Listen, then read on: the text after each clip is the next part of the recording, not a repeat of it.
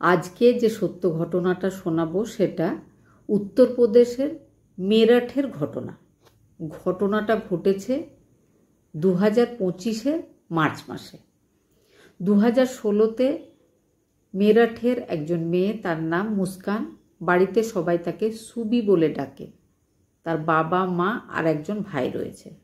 তার সাথে প্রেম হয় কোটিপতি এক বিজনেসম্যানের ছেলে, তার নাম ছিল সৌরভ। তো সৌরভের সাথে মুস্কান রস্তগির বিয়ে হয়ে যায় সৌরভের বাড়ির লোকেদের অমতে। বিয়ের পরে সৌরভ নিজের স্ত্রীকে নিজের বাড়িতে নিয়ে যায়। সেখানে মুস্কান 1 বছর থাকে।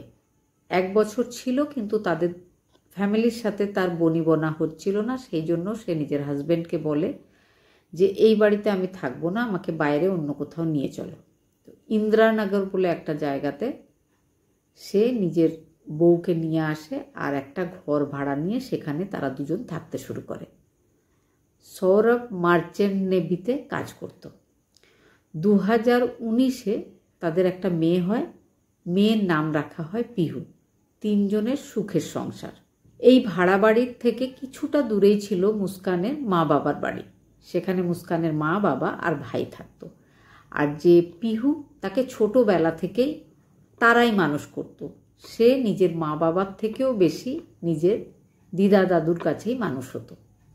2022-এ সৌরভ একটা ভালো কাজের অফার পায়। তো সে 2 বছরের ভিসাতে লন্ডন চলে যায়। লন্ডন যাওয়ার সময় তার ইচ্ছা ছিল যে তার স্ত্রী যাতে নিজের মা বাবার কাছে গিয়ে থাকে, কিন্তু মুস্কান কিছুতেই রাজি হয়নি। মুস্কান বলেছিল সে একাই রেন্টের বাড়িটাতেই থাকবে। তো বেশিরভাগ সময় তাই হতো। সে মাঝে মাঝে নিজের বাপের বাড়িতে যেত। 2019-এ তার একটা স্কুলের বন্ধু, যে তার সাথে ছোটোবেলা থেকে 8 ক্লাস পর্যন্ত একসাথে পড়েছিল, তার নাম ছিল সাহিল। সাহিলের সাথে মুস্কানের আবার ফেসবুকে আলাপ হয়। তো দুজনের মধ্যে একটু বন্ধুত্বও হয়। আর সেই বন্ধুত্বটার ব্যাপারে কিন্তু তার হাজব্যান্ড সৌরভ জানত। এদিকে মুস্কানের সাথে তার ছোটোবেলার বন্ধু সাহিলের অতিরিক্ত ঘনিষ্ঠতা শুরু হয়ে যায়। সে মা বাবার চোখের সামনে থাকতো না, তার মা বাবা যাতে বিরোধিতা না করতে পারে সেই জন্য। সৌরভ 2 বছর ধরে সেখানেই আছে। তার স্ত্রীকে সে টাকা পাঠায়, স্ত্রী যা ইচ্ছা তাই করে। সৌরভ পাগলের মতো ভালোবাসে নিজের স্ত্রীকে। কিন্তু সে হঠাৎ করে আজকাল সন্দেহ করতে শুরু করেছে নিজের স্ত্রীকে। 5-6 মাস আগে সে নিজের শ্বশুরবাড়িতে শাশুড়িকে আর মুস্কানের ভাইকে ফোন কলে জানায় যে সে খবর পেয়েছে যে মুস্কানের রুমে এখন একজন ছেলে রয়েছে। তো আপনারা এক্ষুনি যান, গিয়ে একটু দেখে আসুন। মুস্কানের মা আর ভাই সঙ্গে সঙ্গে চলে যায়। যাওয়ার পরে তারা দরজায় নক করে, তার মেয়েকে বলে দরজা খুলতে। কিন্তু মেয়ে কিছুতেই দরজা খোলে না। মেয়ে ভেতর থেকেই বলে যে আমার হাজব্যান্ড বলবে আর নিজেকে নির্দোষ প্রমাণ করার জন্য আমি দরজা খুলে দেখাবো, এটা কখনোই হতে পারে না, আমি দরজা খুলব না। শেষ পর্যন্ত দরজা খোলে না। মা আর ভাই হতাশ হয়ে বাড়ি ফিরে আসে। নেক্সট ডে থেকে কিন্তু আবার মুস্কান আর তার হাজব্যান্ডের মধ্যে ভালো কথাবার্তা, ফোনে কথা, হোয়াটসঅ্যাপে চ্যাটিং সব শুরু হয়ে যায়। তো মুস্কানের মা নিজের জামাইয়ের সঙ্গে কথা বলতে গিয়ে বলে যে তোমাদের খুব ভাব, তুমি পাগলের মতো ভালোবাসো নিজের স্ত্রীকে, তাহলে তুমি কেন সন্দেহ করো? আমি কিন্তু এবার থেকে তোমার কথা শুনে আর কোনো কাজ করব না, কারণ তুমি একটুও নিজের স্ত্রীকে শাসন করো না। সে একটু ভালো করে কথা বললেই তুমি আবার তার সাথেই মিশে যাও। কয়েকদিন পরে সৌরভের স্ত্রী মুস্কানের বার্থডে আছে। সেই জন্য সে লন্ডন থেকে ছুটি নিয়ে 1 মার্চ চলে আসে ইন্দ্রানগরে নিজের স্ত্রীর কাছে। আসার পরে তার বাচ্চার পরীক্ষা শেষ হয়ে গেছে বলে সে নিজের শ্বশুরবাড়িতে যায়, তাদের সাথে দেখা করে আর বাচ্চাটাকে সেখানে রেখে আসে। এদিকে সৌরভ আর সৌরভের স্ত্রী 5 তারিখে হিমাচল প্রদেশে দেরাদুন, মানালি এগুলো বেড়াতে চলে যায়। 5 তারিখ থেকে 17 তারিখ পর্যন্ত তারা সেখানেই ঘুরছিল। মাঝে মাঝেই সৌরভের হোয়াটসঅ্যাপে স্ট্যাটাসে নিজের স্ত্রীর ফটো বিভিন্ন জায়গা থেকে, বিভিন্ন হিল স্টেশন থেকে পোস্ট করা হয়েছে। সেগুলো কিন্তু শ্বশুরবাড়ির লোকেরা দেখছিল। তো মুস্কানের মায়ের হঠাৎ মনে হয় যে কোনো ফটোতেই তিনি তার জামাইকে দেখতে পাচ্ছেন না কেন। এদিকে বাচ্চাটা পিহু, সে নিজের বাবার সাথে কথা বলতে চাইছিল। তো তিনি নিজের জামাইকে একটা মেসেজ করেছিলেন যে তোমার মেয়ে তোমার সাথে কথা বলতে চাইছে। মেসেজের রিপ্লাইয়ে জামাই লিখেছিল, আমি একটা পার্টিতে আছি, পার্টি শেষ হয়ে গেলেই আমি ফোন করছি। কিন্তু ফোন আর আসেনি তার।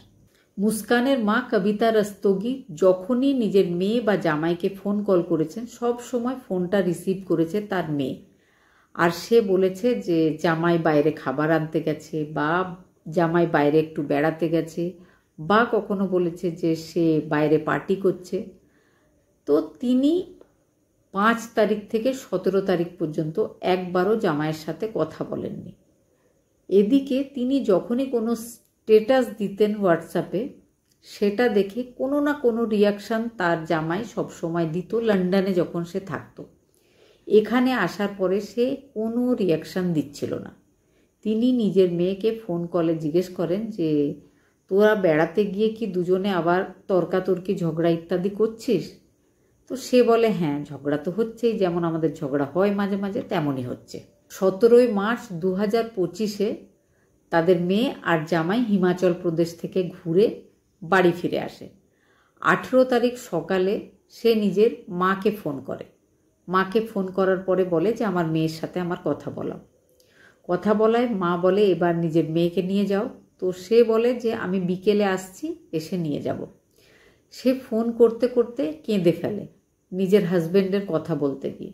মা বলে তোদের মধ্যে কি আবার খুব বেশি ঝগড়া হয়েছে? কারণ এই পর্যন্ত তো তোকে এইভাবে ইমোশনাল হতে দেখিনি। সে বলে অনেক কথা বলার আছে।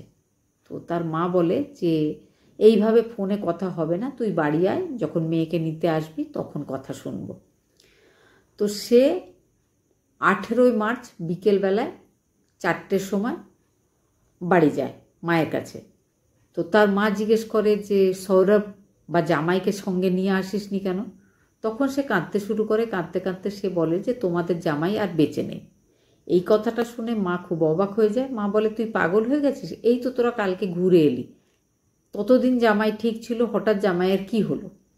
তখন সে বলে যে তোমার জামাইয়ের বাড়ির লোক, মানে আমার শ্বশুর বাড়ির লোকরা এসছিল, এসে নিজের হাতে নিজেদের ছেলেকে মেরে ফেলেছে আমার সামনে।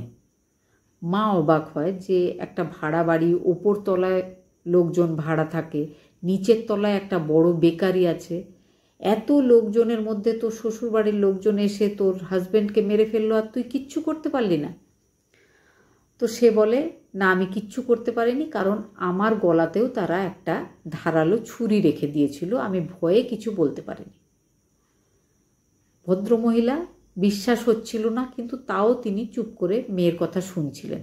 এই কথাগুলো যখন তার হাজব্যান্ডের মানে মুস্কানের বাবার কানে যায়, তিনি মুস্কানের কাছে এসে বসেন, বসে বলেন যে তুমি এই পর্যন্ত ভালো খারাপ যা কাজ করেছো আমি কিন্তু তোমাকে সাপোর্ট করেছি, এবারেও করব।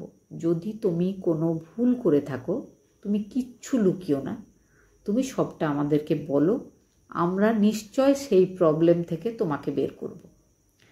তখন সে কাঁদতে কাঁদতে বলতে শুরু করে যে সে নিজের হাজব্যান্ডকে মেরে ফেলেছে। মা বাবা দুজনেই বলে যে তুই তো একটা টিকটিকি দেখলেও ভয় পাস, তুই এত বড় একটা অঘটন ঘটালি কী করে? তখন সে বলতে শুরু করে যে সে গত 2 বছর ধরে সাহিলের সাথে বিভিন্ন রকম নেশা করছে। তো তার হাজব্যান্ড যখন আসে, তো সাহিল তাকে বলেছিল যে এবার কিন্তু আমাদের দুজনের একসাথে আর নেশা করা যাবে না, তাই জন্য তোর হাজব্যান্ডকে রাস্তা থেকে সরিয়ে ফেলতে হবে। সেই জন্য তারা একটা প্ল্যানিং করেছিল। সৌরভ যখন এসছিল নিজের স্ত্রীর কাছে, ঘটনার দিন 4 মার্চ 2025 রাত্রেবেলায় হাজব্যান্ডকে যে খাবারটা দিয়েছিল, সাহিল একটা নেশার ওষুধ এনে দিয়েছিল। সেই খাবারের মধ্যে মিশিয়ে তার স্ত্রী মুস্কান তাকে খাইয়ে দেয়। খাওয়ার পরে সে অজ্ঞান হয়ে যায়। সে অজ্ঞান হয়ে গেলে মুস্কান নিজের বয়ফ্রেন্ড বা নিজের স্কুলের বন্ধু সাহিলকে ডেকে নেয়। সাহিল আসে একটা ছুরি নিয়ে, সেটা দিয়ে সৌরভের বুকে আঘাত করা হয়। সৌরভ যখন মারা যায়, সৌরভকে টেনে নিয়ে যাওয়া হয় ওয়াশরুমে। সেখানে গিয়ে তার 15খানা টুকরো করা হয়। করার পরে একটা প্লাস্টিকের বড় ড্রাম, সেটা আগে থেকেই ব্যবস্থা ছিল, সেই টুকরোগুলো তার ভেতরে ঢুকিয়ে দেওয়া হয়। দেওয়ার পরে সিমেন্ট এনে গুলে সেটার ভেতর ঢেলে দেওয়া হয়, ঢাকনা বন্ধ করে দেওয়া হয়। জিনিসটা রাখা থাকে সেই বাড়িতেই। সে নিজের হাজব্যান্ডের ফোনটা নিয়ে সাহিলের সাথে বেড়াতে চলে যায় হিমাচল প্রদেশ। 5 তারিখে গেছিল আর 17 তারিখে ফিরেছিল। বিভিন্ন হিল স্টেশনে হিমাচল প্রদেশে তারা দুজনে ঘোরে, আর তার হাজব্যান্ডের ফোনে স্ট্যাটাস দিতে থাকে নিজের ফটোগুলো তুলে তুলে, যাতে লোকজনের সন্দেহ না হয়, তাদের যাতে মনে হয় যে স্বামী স্ত্রী দুজন বেড়াতে গেছে। বাড়ি এসে সে গল্প বানিয়ে নিজের বাবা মাকে বলেছিল, কিন্তু বাবা যখন এই পুরো গল্পটা শোনে, বাবা ভীষণ রেগে যায় আর দুঃখও পায়। তার বাবা মা সঙ্গে সঙ্গে একটা গাড়ি ডেকে তাকে নিয়ে পুলিশ স্টেশনে চলে যায়। পুলিশ স্টেশনে গিয়ে সেই মেয়েটা পুলিশের সামনে নিজের পুরো বয়ান দেয়, যা যা হয়েছিল, যে ঘটনাগুলো আমি আগে বললাম সেগুলো সে পুলিশকে গিয়ে সমস্তটা বলে। বাবা মাকে যখন প্রশ্ন করা হয় যে আপনাদের এই বিষয়ে কি মতামত, তো তারা এক কথায় বলেছে যে সেই ছেলেটা খুব ভালো ছেলে। সে ব্লাইন্ড লাভ করতো নিজের স্ত্রীকে। স্ত্রী যা বলতো সেটাই সে করার চেষ্টা করত। স্ত্রীর প্রত্যেকটা চাহিদা সে মেটানোর চেষ্টা করত। তো আমরা চাই যে সেই ছেলেটা মানে সৌরভ বা আমাদের জামাই যেন ন্যায় পায়, আর তাকে যে মেরে ফেলেছে মানে আমাদের মেয়ে, তাকে যেন ফাঁসির শাস্তি দেওয়া হয়। মুস্কানের মা জানায় যে তার মেয়ে সবসময় কেন একা থাকতে চাইতো সেটা তিনি এখন বুঝতে পারছেন। কোনো না কোনো কারণে সে নিজের বাচ্চা পিহুকে নিজের মা বাবার কাছেই পাঠিয়ে দিত। পিহু বেশিরভাগ সময়টা নিজের দিদা দাদুর কাছেই থাকতো। এদিকে তারা দুজন সবসময় নেশাগ্রস্ত হয়ে থাকতো। মুস্কানের মা বলেন যে জামাই যাওয়ার পরে 10 কেজি ওজন কমে গেছিল তার মেয়ের। তিনি ভাবছিলেন হয়তো জামাই চলে গেছে, মেয়ের মন খারাপ, তাই জন্য ওজন কমে যাচ্ছে। তিনি এই ব্যাপারটা নিজের জামাইকেও জানিয়েছিলেন যে তুমি চলে গেছো, তাই আমার মেয়ে চিন্তা করে করে রোগা হয়ে গেছে, 10 কেজি ওজন কমে গেছে। তখন জামাই বলেছিল যে এবারে 2 বছরের জন্য এসছি, এবারে এত লম্বা টাইমের জন্য আসবো না, একটু ছোট ছোট গ্যাপেই বাড়ি আসবো, তাহলে আর কোনো অসুবিধা হবে না। আমি মুস্কান আর নিজের মেয়ের জন্যই রোজগার করতে তো এত দূরে এসছি। 18 মার্চ এই ঘটনাটা ঘটেছে। এখন তারা দুজনেই পুলিশ কাস্টাডিতে আছে। পুলিশ জিজ্ঞাসাবাদ করছে। পুলিশ আসে, পুলিশ এসে সেই যে ড্রামটা সেটাকে ভাঙার পরে কিন্তু সৌরভের বডিটা উদ্ধার হয়েছে সেখান থেকে।